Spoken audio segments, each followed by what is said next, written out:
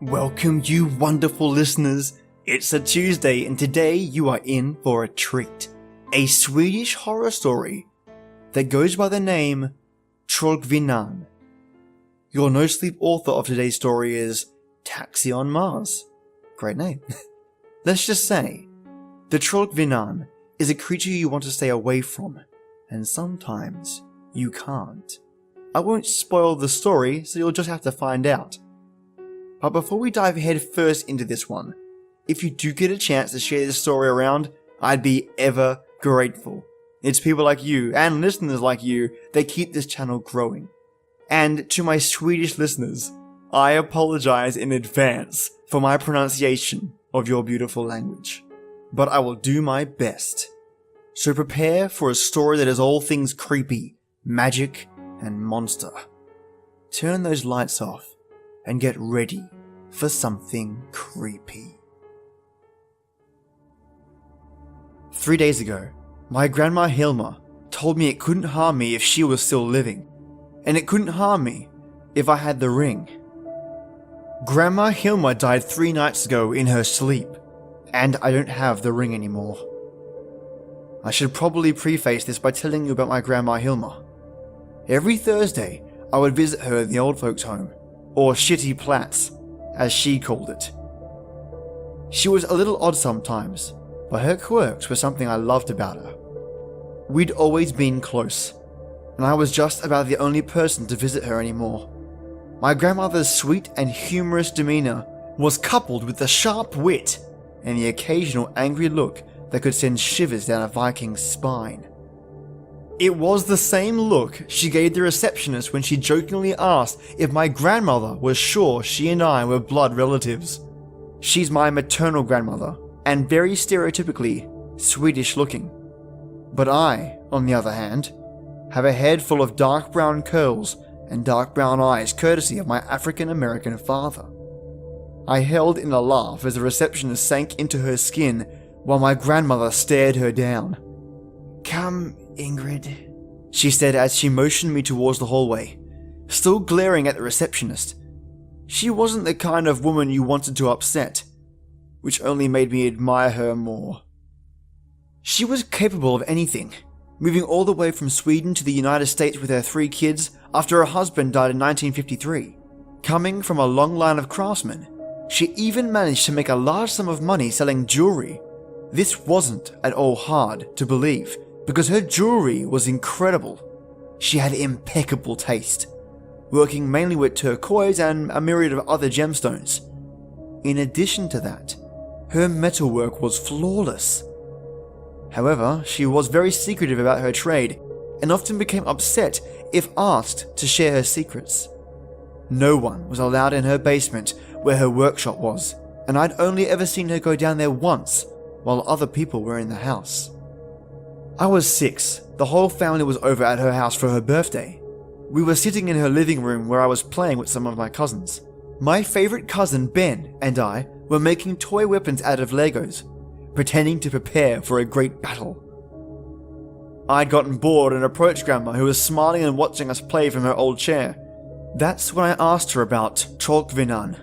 I'd had an odd nightmare the night before, about a shadow by the same name chasing me through a forest. 6-year-old me figured that if anyone knew about the monsters in my nightmares, it was Grandma Hilma. To a terrifying extent, 6-year-old me was right. I remember her cheeks going red with blood as her warm smile slowly faded into a serious expression I'd never seen her make before. She put down her tea and sat quietly for what seemed like hours. Eventually, I decided to go back to playing with Ben. A few minutes later, the house went silent. The adults chattering in the kitchen stopped mid-sentence as they saw Grandma Hilma began to fiddle with the various locks on the basement door before opening it and slamming it shut behind her. I saw my dad, puzzled, turn to my awestruck mother and asked what was going on. "Mama never goes to the basement when there are other people around. That's just how it's been since I was a child," Mum whispered. Still staring at the door, she took a sip of wine. A few tension-filled minutes later, Grandma Hilma came back, quickly opening and closing the basement door behind her. I remembered that she rushed to lock it. Now pale-faced, she took my hand and began to guide me upstairs. "I have something to tell Ingrid," she exclaimed happily to her still confused family members, her accent thicker than usual. The chatter in the kitchen began to start up again, but her eccentric, happy facade faded the moment she turned to continue up the stairs. The truth was that she didn't really have something to tell me, rather, something to give.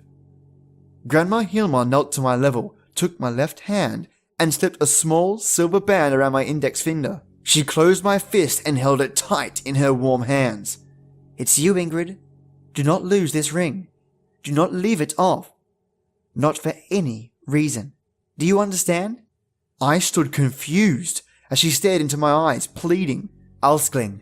Her tone became more urgent as her hands tightened around my fist. "Do you understand?" "I understand, Grandma," I said, nodding quickly. It would be a lie to say that she hadn't scared me. "Good. I love you, child. You're my favorite." She pulled me in and hugged me. Her demeanor changed drastically as she joked, "Just don't tell Ben." I'm assuming all my family members wrote the whole thing off. No one except my parents asked about my new ring, or what Grandma Hilma had to tell me. They didn't make a big deal out of what happened, as odd as it was. Just Hilma being Hilma, they said. I only ever removed the ring to place it on my pinky finger as I got older. I've always been a sucker for sentimental things, so I kept the ring on more out of desire to wear it than out of fear for what would happen if I took it off. Every time I'd visit her, I'd noticed that she'd glance at my left hand, relieved to see that I hadn't stopped wearing it. During my final visit with Grandma Hilma, she finally told me why she gave me the ring. "Something has been after you since the day you were born," she said calmly. I sat there like an idiot, eyes wide, not sure how to respond. "The ring, it protects you from it. From Trollkvinnan." She pointed to my left hand. Although I hadn't even thought about the name since I was 6, it sent a shiver down my spine. I could feel the blood draining from my cheeks. I wasn't even trying to decide if she was joking with me or not. I knew her well enough to know she meant every word she was saying. There were so many questions I wanted to ask, but had no idea how to form them, or even speak. Grandma Hilma went on. "I'm leaving soon, child." "Grandma, don't say that." "Nedge!" she practically yelled, scaring me into silence. "You must keep your wits about you. Do not lose your ring. When I'm gone, it's going to try to take it from you. You will die if it's lost for more than 3 days." At this point, tears began to fill her eyes, breaking her calm facade. I was in complete shock as she stood me up and pushed me towards the door. Before she opened it, she pulled me into a hug and whispered, "Forgive me, Alskling." "It's you, Jug Alskla, Dick." Before I could say anything, she had pushed me out of her room and closed the door. I heard the lock click.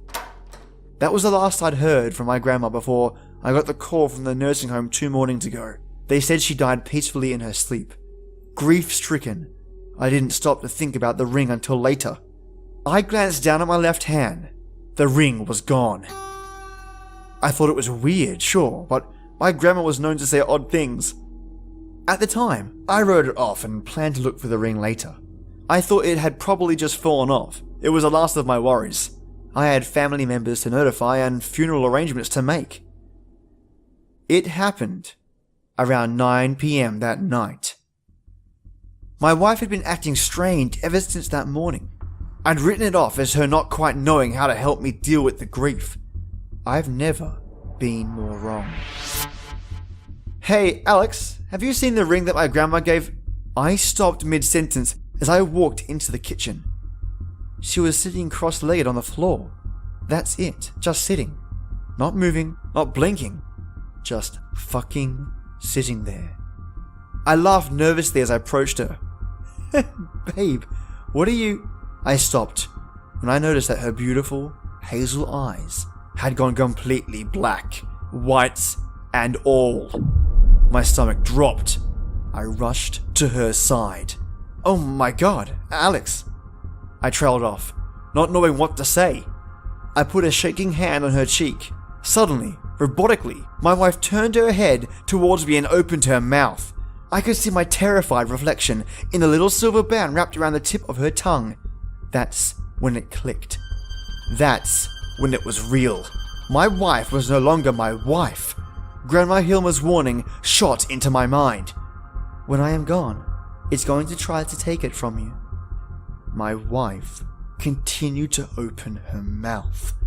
I watched in terror as my wife's mouth continued to open, ripping the flesh of her cheeks until her jaw rested on her chest and the top of her head hung back. I screamed. A huge black mass began to come out of her throat, accompanied by guttural, low, indistinguishable noises. The mass dripped black liquid that burned the floor as it dripped from my wife's limp body.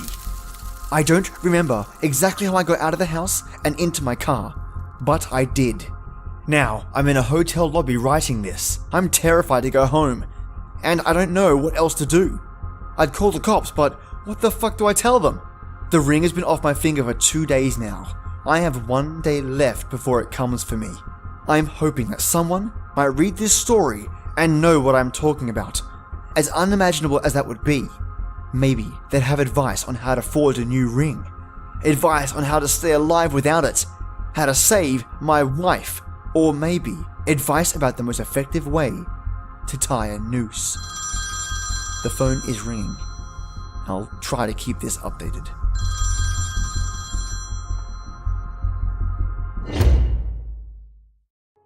Okay. Creepy but loving grandma? Check. Ring made with unquestionable power? Check. Demonic force that follows me in my dreams and that kills me when I lose said ring? Check. This story brings the thoughts of monsters to life. Maybe I can lean on my yokai pal, the Baku, to eat this nightmare up. Maybe that would save them. Either way, I don't envy our protagonist here. And that ring must be found at all costs. Thank you so much for this Nosleep Taxionmars, and I look forward to more of your stories, and even the continuation of this one. We'll be in touch, mate. So before I close off this episode, just wanted to say thank you. That's it. You fans and supporters are just great, and the YouTube subscribes are increasing. A special thank you, by the way, to those that have subscribed to me there as well. It generates even more awareness to this channel. I am ever grateful, and the stories here can reach even more lovely people's ears. So thanks. And on that note, listeners, this is the place where stories live and new tale tellers come to listen. Enjoy your day or night, and join me every weekday for our creepy tradition. And as always, till next time.